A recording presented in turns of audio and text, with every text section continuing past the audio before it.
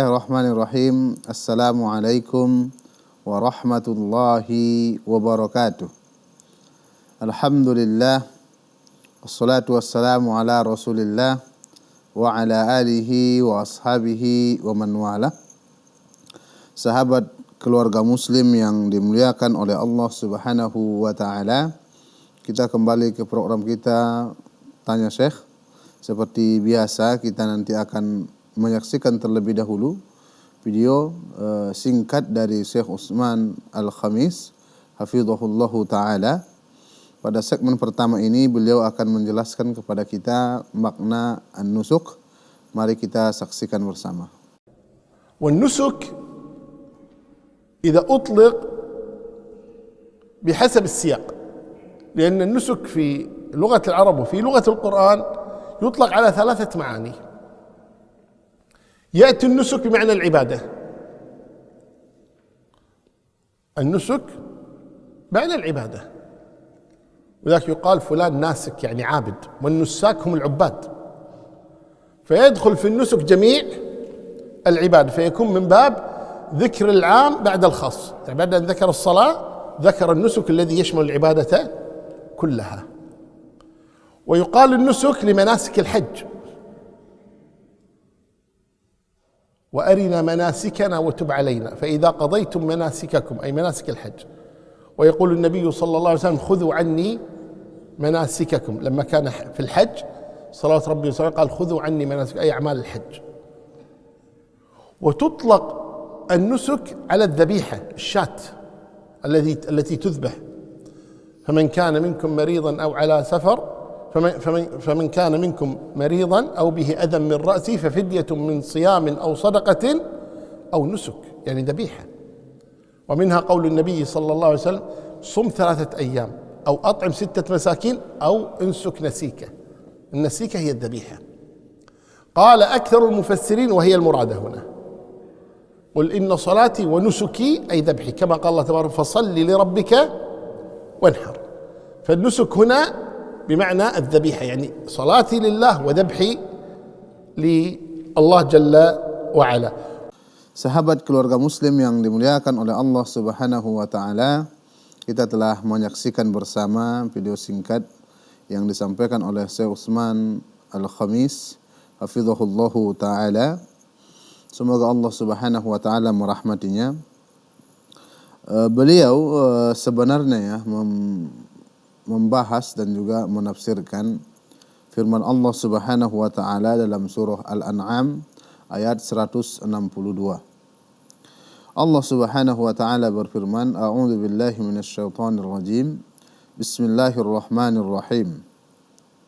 Qul inna salati wa nusuki wa mahyaya wa mamati lillahi rabbil alamin.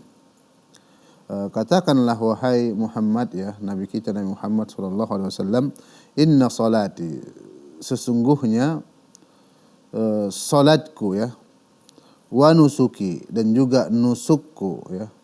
Nusuk di sini nanti akan kita jelaskan makna nusuk ya. Wa mahyaya, dan juga hidupku, wa mamati, dan matiku, lillahi rabbil alamin, hanya untuk Allah subhanahu wa ta'ala ya.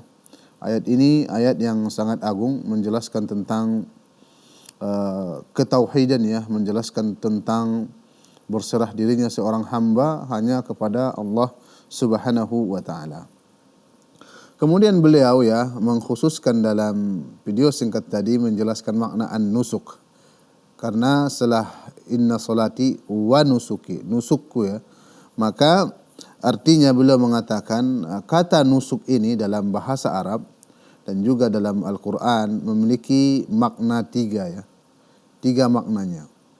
Yang pertama, an-nusuk itu maknanya al-ibadah. Artinya ibadah. Jadi seluruh ibadah itu adalah disebut juga dengan nusuk secara bahasa ya. Dan juga banyak dari ayat ya dan juga hadis beliau sebutkan tadi maknanya juga ibadah. Maka ada yang dikatakan an-nasik, artinya al-abid, yaitu orang yang beribadah. Ya. Ini yang pertama. Makanya ada orang ya menerjemahkan inna solati wa nusuki, sesungguhnya solatku dan juga ibadahku ya. Maka terjemahan ini adalah terjemahan yang benar, namun nanti ada yang lebih benar ya. Jadi inna solati wa nusuki, sesungguhnya solatku dan juga ibadahku. Jika orang yang memaknai makna nusuk ini, yang pertama adalah dengan ibadah. Kemudian makna nusuk yang kedua adalah manasikul hajj, yaitu tentang manasik haji. Karena asal kata manasik yaitu an-nusuk, ya, manasik haji.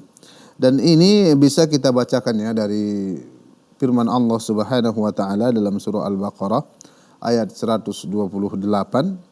Allah Subhanahu wa taala berfirman, wa arina manasikana, ya, wa tub alaina innaka antat tawwabur rahim. Ya, wa arina manasikana, di sini manasik disebutkan dari kata-kata nusuk adalah yaitu manasik haji, tentang haji ya.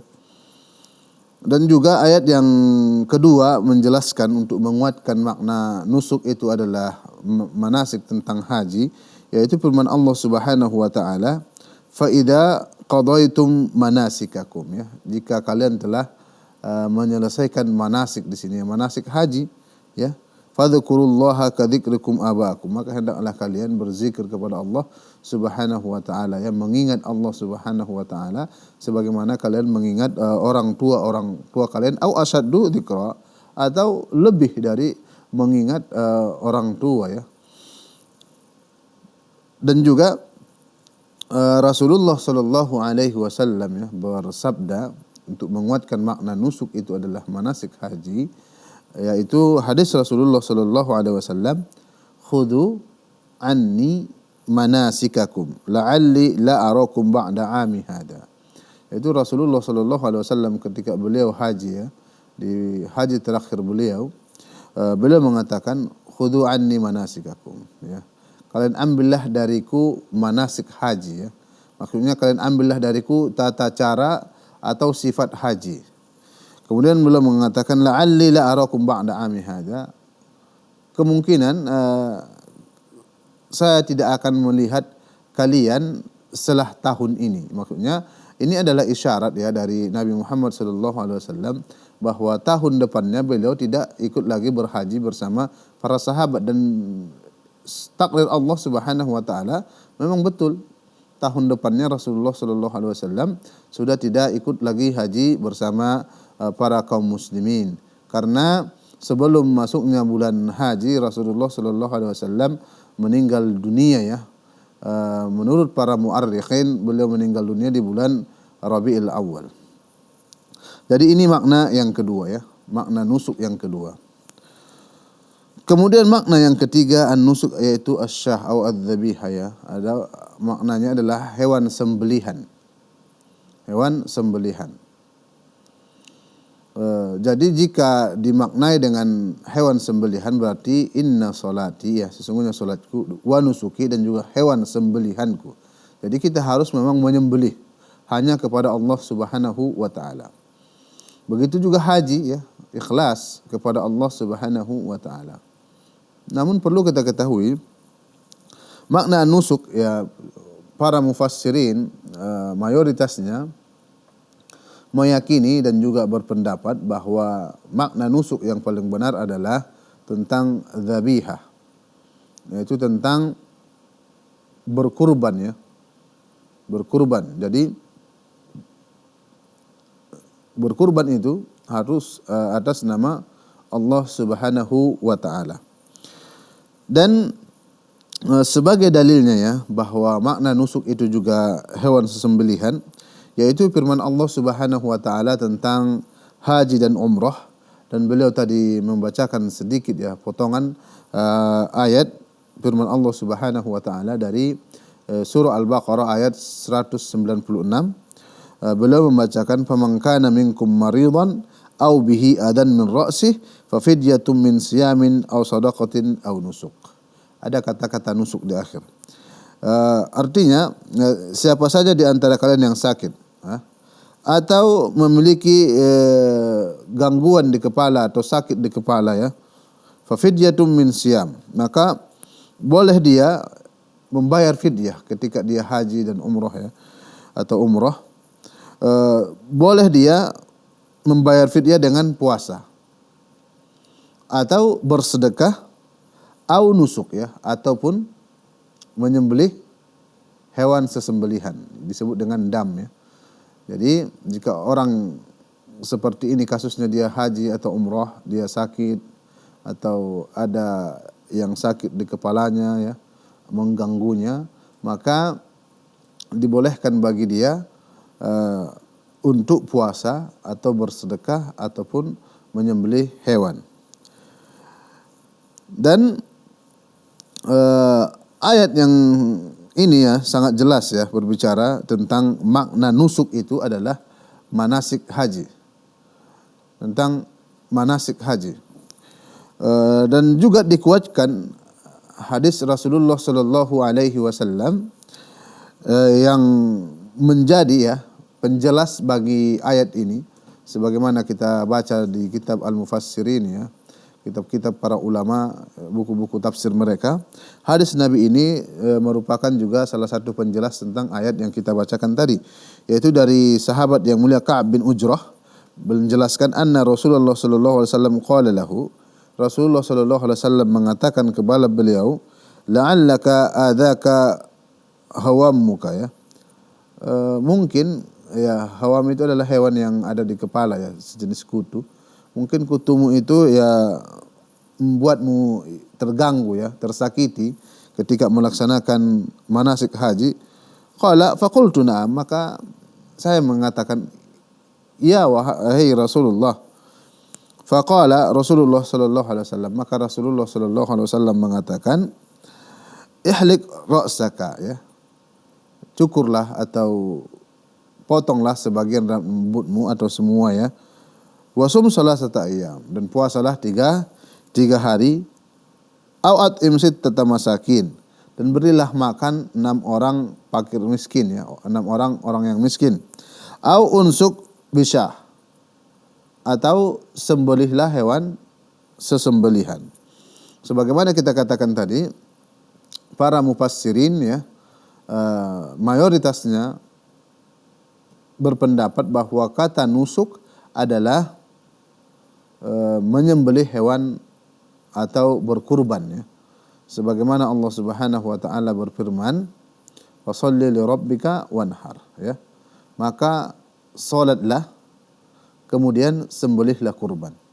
Sebagaimana dalam ayat ini juga Allah mengatakan, "Inna salati" ya. Sesungguhnya salatku, setelah salat wa nusuki, dan juga sesembelihanku. Maka ini adalah makna yang paling benar. Jadi jika ada orang mengatakan wa nusuki itu adalah ibadahku, juga benar, namun yang paling benar makna nusuk adalah sesembelihan.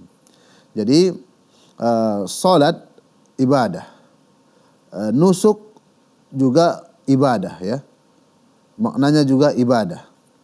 Dan juga hidup dan mati ini semua adalah milik Allah Subhanahu wa taala.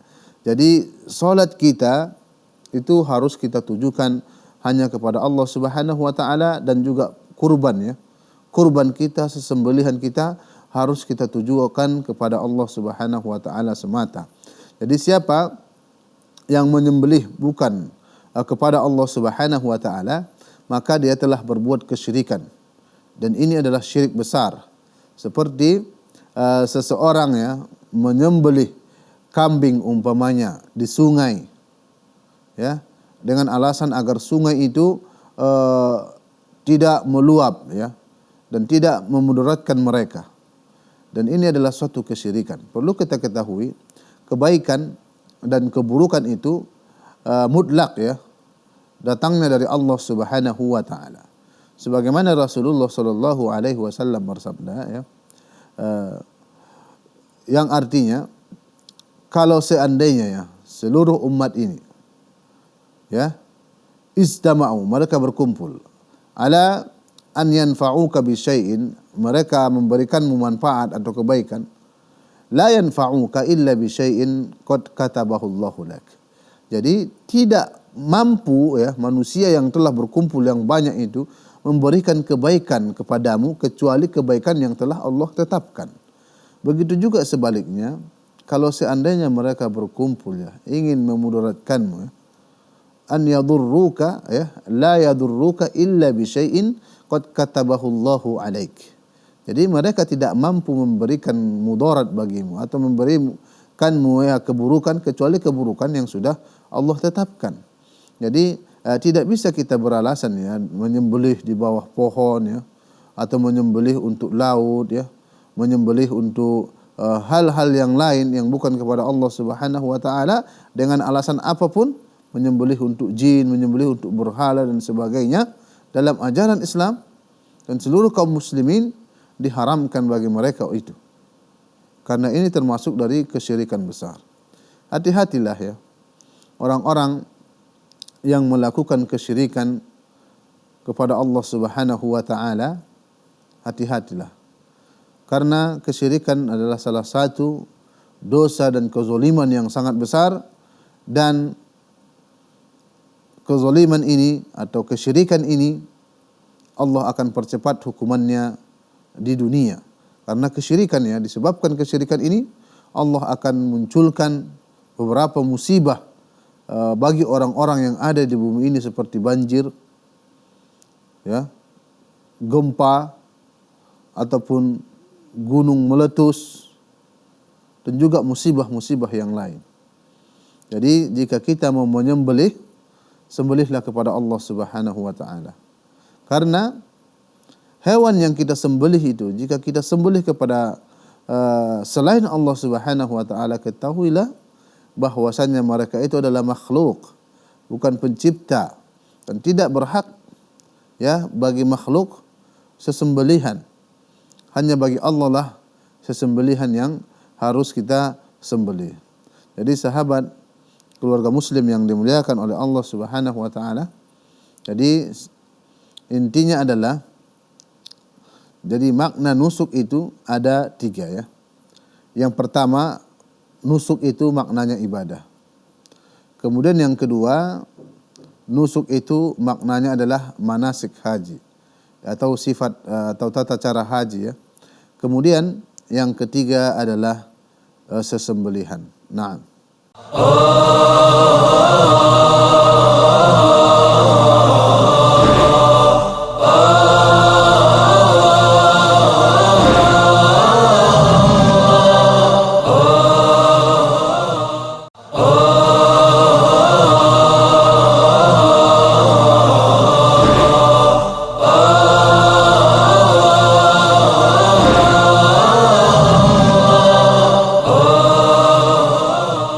Sahabat keluarga muslim yang dimuliakan oleh Allah Subhanahu wa taala, kita kembali ke program kita Tanya Syekh ya, segmen kedua. Kita saksikan dulu video singkat yang akan disampaikan oleh Syekh Utsman Al-Khamis hafizahullah taala tentang firman Allah Subhanahu wa taala ya, la syarika lahu wa bidzalika umirtu wa ana awwalul muslimin. Naam. ثم قال لا شريك له أي لا أشرك به شيئا وبذلك أمرت. بذلك Sahabat keluarga muslim yang dimuliakan oleh Allah Subhanahu wa taala, kita telah menyaksikan tadi bersama ya video yang disampaikan oleh Syekh Utsman Al-Khamis hafizahullah taala. Beliau menafsirkan ya firman Allah Subhanahu wa taala dalam surah Al-An'am ayat 163, yaitu la syarika lahu wa bidzalika umirtu wa ana awwalul muslimin ya. Tidak ada sekutu bagi Allah. Ya, setelah tadi berbicara tentang salat ya, berbicara tentang sesembelihan, berbicara tentang hidup dan mati ya, hanya milik Allah Subhanahu wa taala. Kemudian setelah itu la syarikalah. Tidak ada sekutu bagi Allah dalam hal ini ya. Jadi tidak boleh bagi seseorang itu salat atau ibadah ya kepada selain Allah, atau seorang meyakini yang menghidupkan dan mematikan adalah selain Allah, itu juga tidak dibenarkan, karena yang menghidupkan dan yang mematikan adalah Allah Subhanahu wa taala. Tidak ada sekutu baginya. Wa bidzalika umirtu wa ana awwalul muslimin. Wa ana awwalul muslimin ya.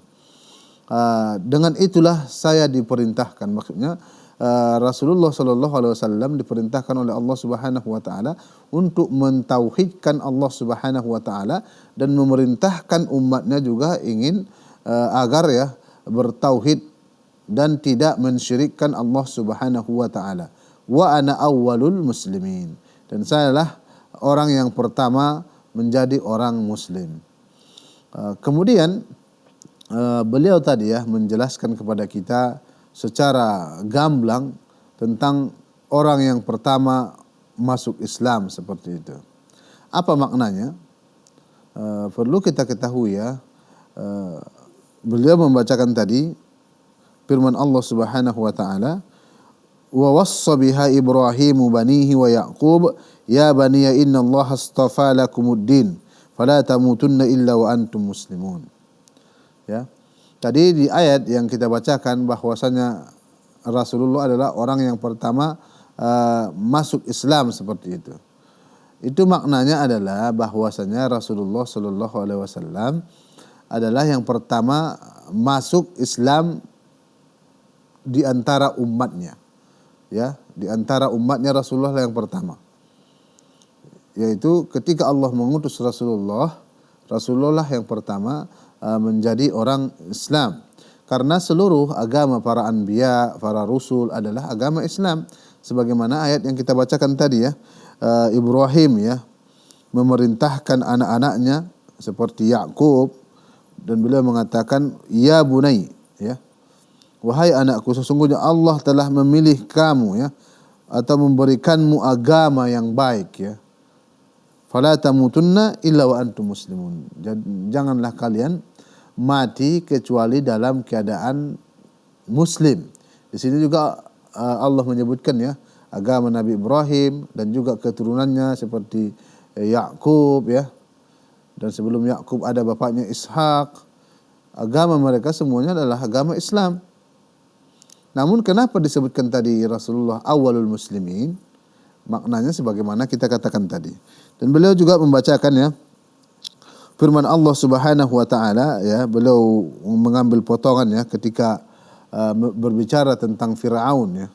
Berbicara tentang Firaun, Allah mengatakan hatta idza adrakahul gharaq qala amantu annahu la ilaha illa alladhi amanat bihi banu Israil wa ana minal muslimin.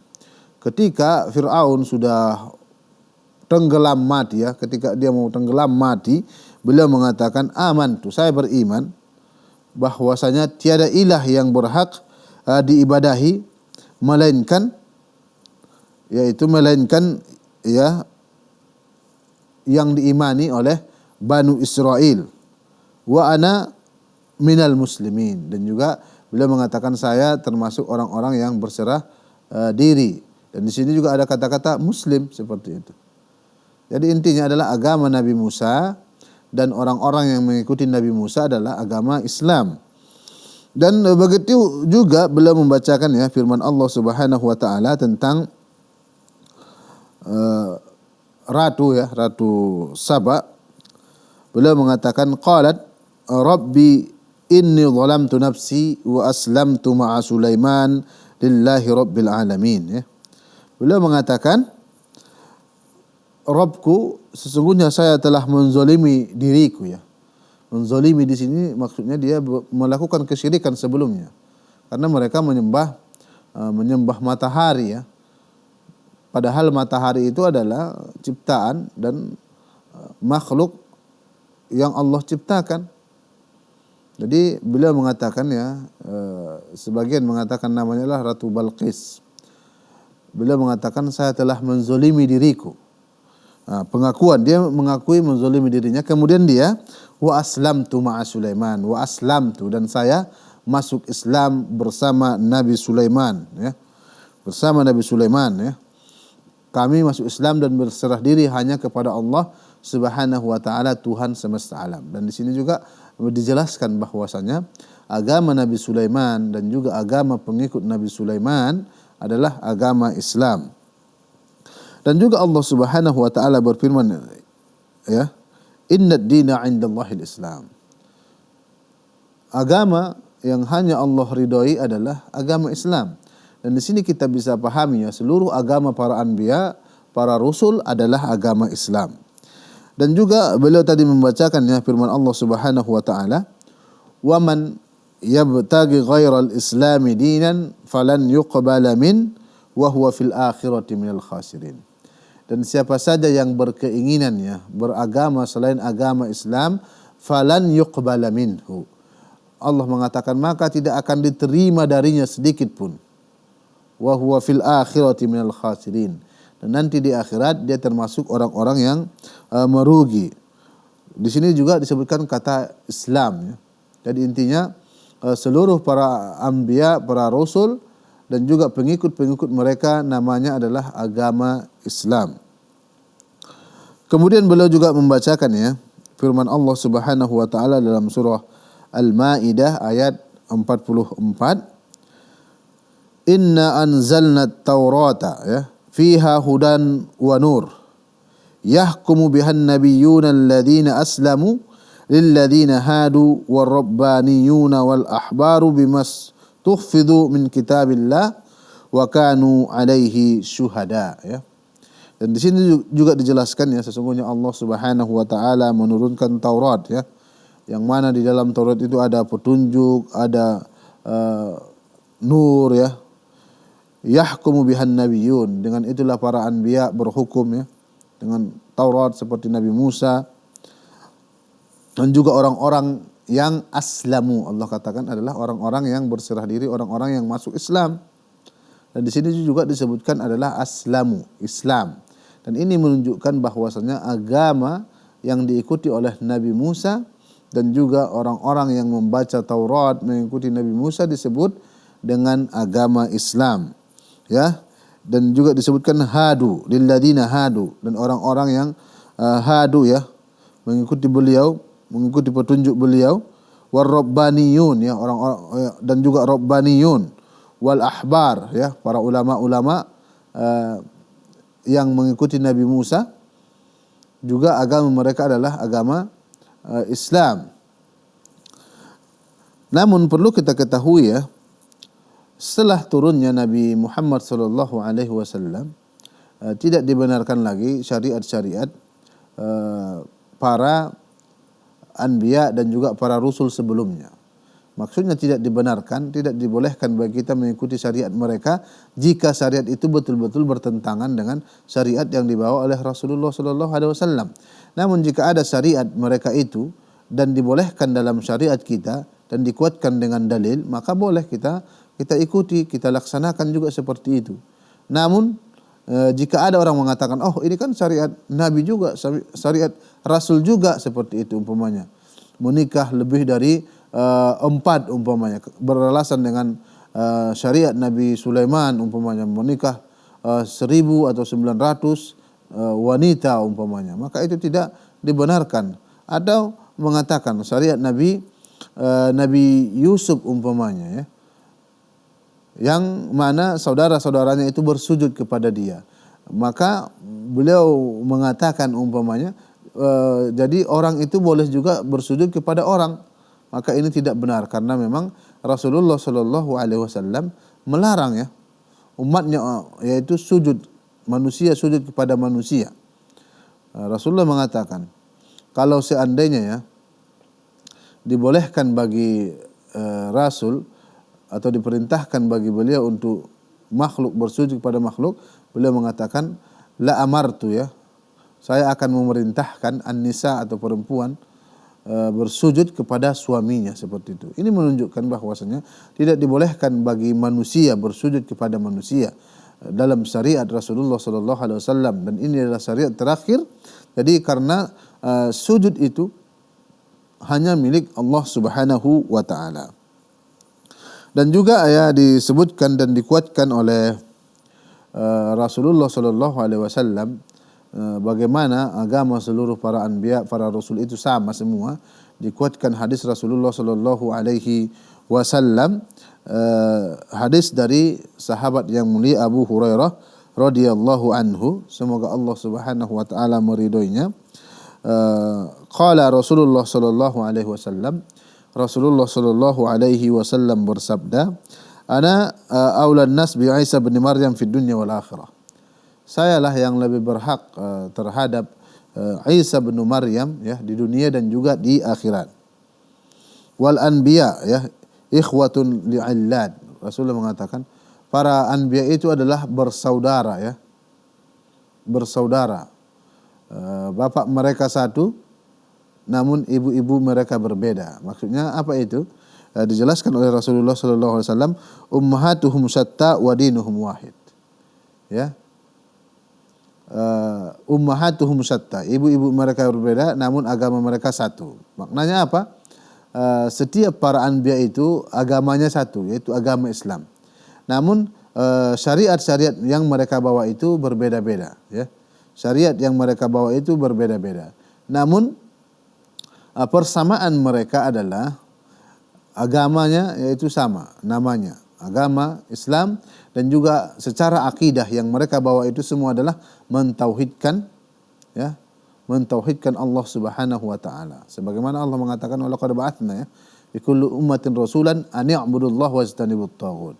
Dan kami telah mengutus, kata Allah Subhanahu wa taala, kepada setiap umat itu rasul, dan mereka mengatakan an ya'budullah, maka sembahlah Allah Subhanahu wa taala wajtanibut taghut, dan jauhilah kesyirikan ya, dan jauhilah menyembah selain kepada Allah Subhanahu wa taala. Ini menunjukkan bahwasanya seluruh para anbiya, para rasul mengajak umatnya untuk mentauhidkan Allah Subhanahu wa taala dan mengajak umatnya semua untuk menjauhi kesyirikan.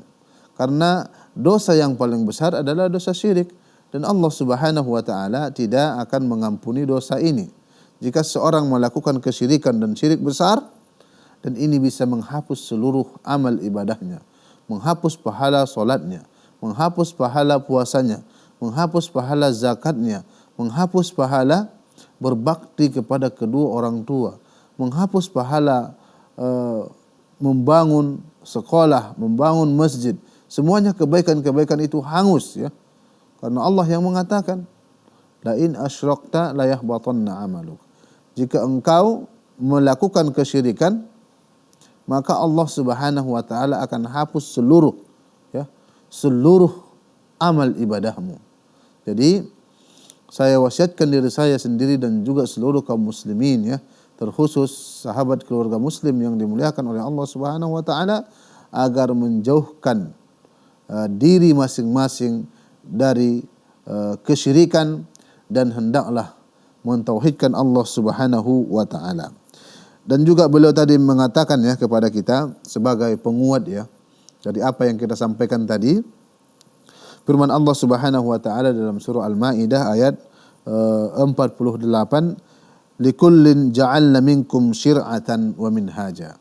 Artinya Allah Subhanahu wa taala memberikan ya kepada seluruh para anbiya dan juga para rasul itu syir'ah ya, syariat masing-masing. Jadi syariat mereka berbeda-beda ya. Namun agama mereka satu, yaitu agama tauhid, agama Islam.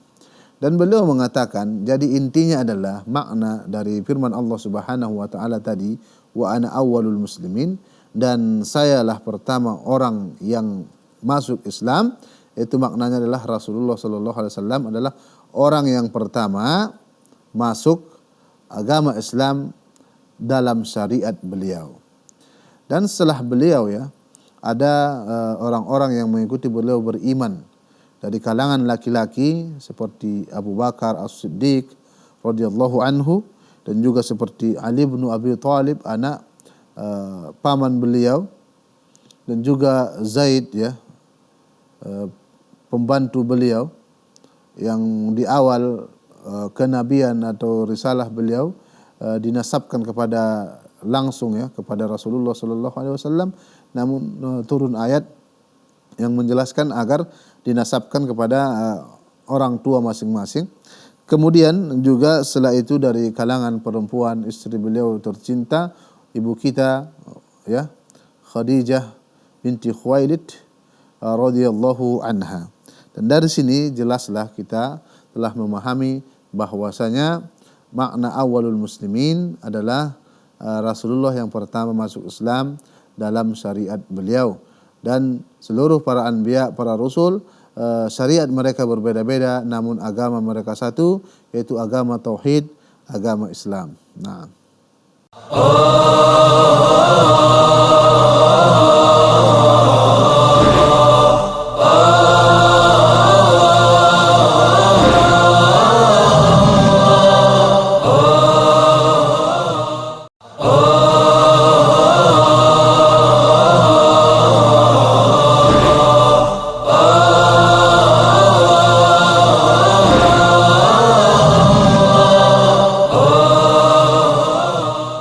Sahabat keluarga muslim yang dimuliakan oleh Allah Subhanahu wa taala, kita kembali ke segmen ketiga ya. Kita akan mendengarkan dulu ya video singkat dari Syekh Utsman Al-Khamis, ulama Kuwait ya. Semoga Allah Subhanahu wa taala menjaganya. Beliau nanti akan menjelaskan kepada kita ya hukum menceraikan wanita karena memiliki fisik yang gemuk. نعم. يقول امرأة عملت عملية تكميم وخطبها رجل، هل يجب عليها أن تخبره؟ والمسألة هذه يعني مشكلة ترجع إلى يعني الناس أنفسهم، يعني الخاطب. بعض الرجال ما يهم هذا الأمر. أنا واحد مرة تصلي يعني بيطلقها ليش إن كذبت عليه، ما قالت له مسوي عملية تكميم. والأكثر ما يهتمون بها، خاصة الحين تقريبا يعني ماني قايل ما في بيت، لكن خلينا نقول ما في عائلة إلا في أحد مسوي عملية تكميم. بل بعض أحيان يقول 5 في البيت 6 في البيت مسوين عملية تكميم أو كذا، يعني انتشرت جدا يعني، ولا تؤثر حقيقة. يعني أنا في نظري أنه ما يحتاج أن الرجل يقول عملت عملية تكميم والمرأة تقول عملت عملية تكميم، ما في حاجة. لكن قد يطلق إذا يزعل الزوج أن إذا علم أنها عملت عملية تكميم. أنا ما أنصح طبعا أن هذا يطلق لأجلها، وليس هذا من الغش حقيقة، زين. لكن إذا هو حريص كذي ويهتم هالأمور خليه يسأل في البداية، راح يعرف إن هل كانت متينة ولا شيء كذي وكذا، وكانت عملية التكميم شلون ضعفت شلون كذا، يوصل بدون ما يحرج الناس ولا شيء. والله المستعان. Sahabat keluarga muslim yang dimuliakan oleh Allah Subhanahu wa taala, kita telah menyaksikan tadi ya video yang disampaikan oleh Syekh Utsman Al-Khamis hafizahullahu taala. Ada kepada beliau ya yang bertanya tentang hukum ya seorang wanita yang telah melakukan ya, operasi pemotongan ya lengan lambung, dan awalnya dia itu gemuk, kemudian menjadi lebih kurus lah dibanding sebelumnya setelah melalui proses operasi tadi. Beliau bertanya, apakah saya harus menyampaikan ini kepada laki-laki yang melamar saya seperti itu? Maka beliau mengatakan sesungguhnya kasus seperti ini itu kembali kepada laki-laki tadi ya, laki-laki yang melamarnya itu. Jika laki-laki itu memang orangnya yang betul-betul menginginkan wanitanya itu secara asal adalah wanita yang tidak gemuk atau wanita yang kurus lah umpamanya, maka dia harus menyampaikan ini ya. Harus menyampaikan ini karena bisa saja nanti ketika dia mengetahui itu dia akan menceraikan istrinya seperti itu. Maka lebih baik di awal jujur seperti itu kepada suami yang memang berkeinginan kuat agar istrinya itu adalah wanita yang bukan gemuk. Namun beliau katakan terkhusus ya mungkin di negara mereka itu, beliau katakan di negara kita ini hampir ya, jika ada 5 orang mungkin di keluarga itu atau 6 orang di keluarga itu, 5 orang dari mereka itu melakukan operasi ini seperti itu.